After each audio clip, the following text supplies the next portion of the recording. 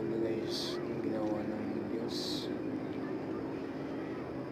Tingnan mo naman yung mga anggulo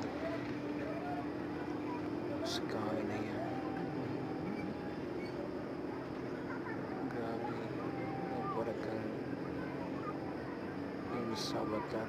Nakita mo yung sa Avatar, parang ganun yan, parang ganun lang. Malambot pa yan ang kahoy at pinatry kong video. Ganda pala yung kalabasa ito.